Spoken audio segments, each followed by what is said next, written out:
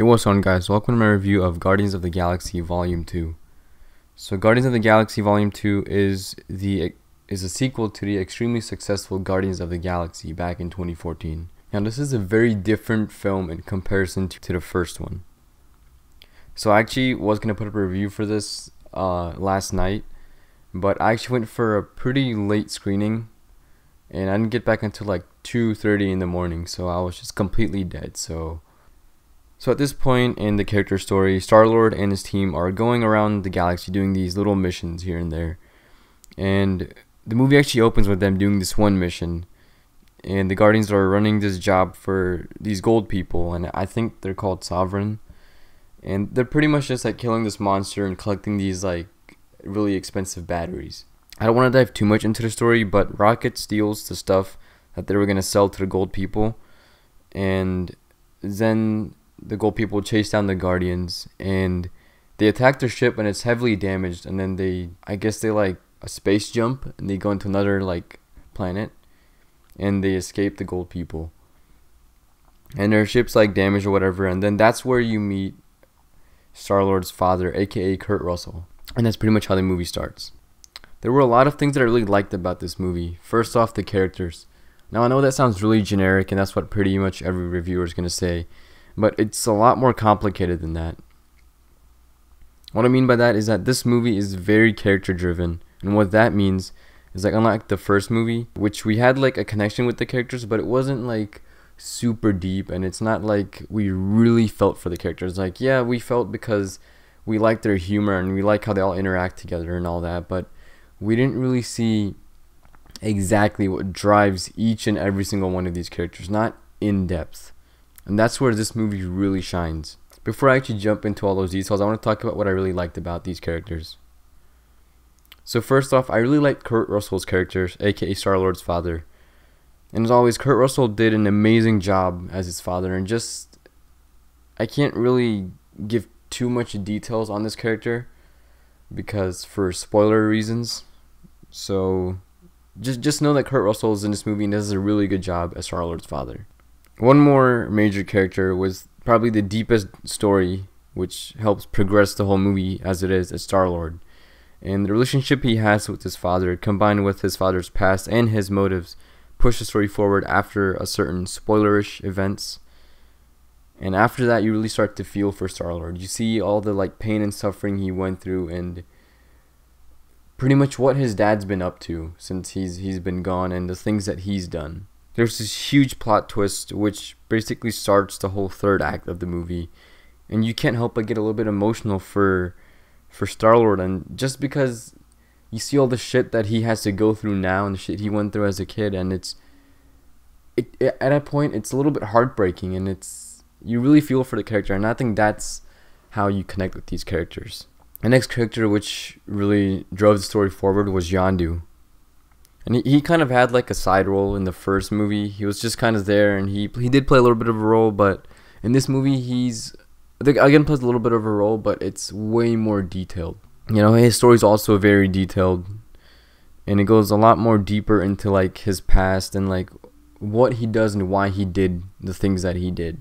And they also touch up on his relationship deeper in details with Star-Lord and how they actually started working together and their whole backstory together. So I think that was a really nice piece to add, because now you really start to connect with Yondu. At first you're just like, yeah, Yondu's just like guy, you know, he used to work with Peter, used to work with him, and they used to run jobs and stuff like that. But now it's like, it's way more detailed, and it just again really makes you connect with the character. The next characters which had the deepest story would be Gamora and Nebula. As you know from the first movie, they're both Thanos' daughters, and they touched a little bit on why Nebula and Gamora were fighting and why they were on different sides in the movie, but this one dives even deeper into that. One of the more darkest, or probably the most darkest part of the film is when we hear why Thanos actually did what he did to Nebula and why she is the way she is. And it's really dark, and it's actually kind of heartbreaking when you hear it. And we never really knew how much of an asshole Thanos was in the previous movies. We just know he's this really big bad guy, you know. We never really got any details as to why he's that way. Why is he an asshole? And then Nebula tells us why, and it's pretty dark, and now we're just like, yeah, he's basically an asshole. The last character, which we all know and love by now, is Groot. He doesn't really further my point of the whole deeper character backstories and all that, but Baby Groot is just an absolutely adorable character. You know, he absolutely steals the show in this movie, and there's this one scene where Rocket, Baby Groot, and this other guy who works for Yondu are on this like ship, and they're like traveling really quickly between like dimensions or planets or whatever, and it's totally just like messing with everybody's head, and they're like, it's like when you go down a roller coaster, like when you watch it in cartoons and you see their face just like go up because like the wind's just like pushing against it, or like their eyeballs pop out or whatever. It's like that.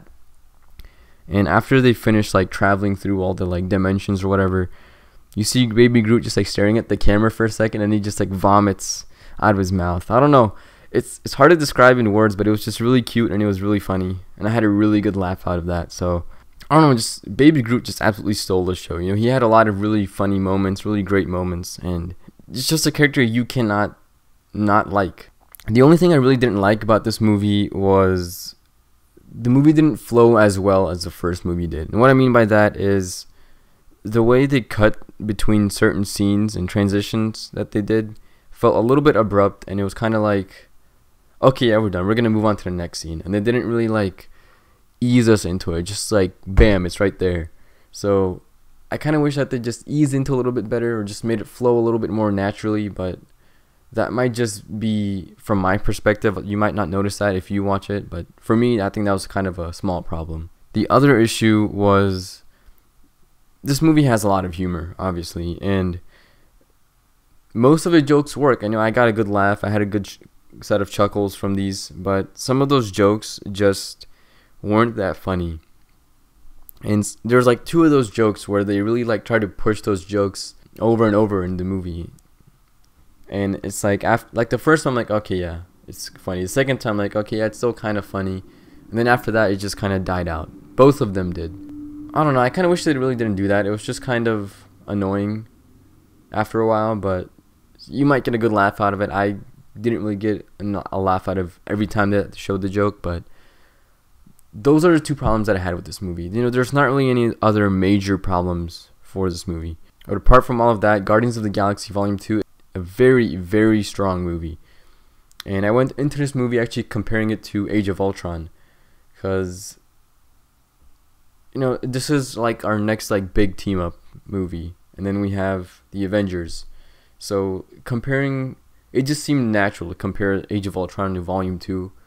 And I will say, now that I've seen both, that Volume 2, in my opinion, is a much stronger sequel to a superhero movie than Age of Ultron was to the first Avengers movie.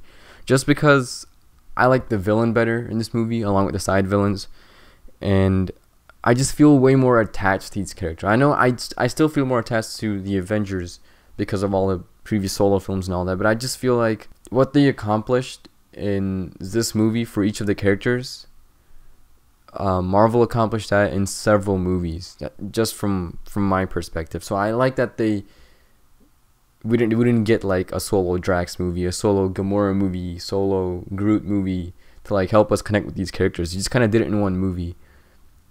And for a sequel, I think that really works, because I didn't want something that was like an exact replica of the first movie. It kind of sort of is, with like the action and saving the galaxy and the world and all that, but at the same time, it's very different. Overall, I gave Guardians of the Galaxy Volume 2 an 8.8 out of 10. But that's all I've got for you guys. Just my overall spoiler-free review of Guardians of the Galaxy Volume 2. Let me know what you guys think. Have you guys seen it? If you did, what do you think about it? You know, did you enjoy the movie? Did you hate it? Were you just kind of like, it's not bad, it's okay? Let me know in the comments down below. Also, if you like this video, remember to smack that like button. That's always appreciated. Also, if you're new, hit that subscribe button to see more content like this. I'll see you guys next time.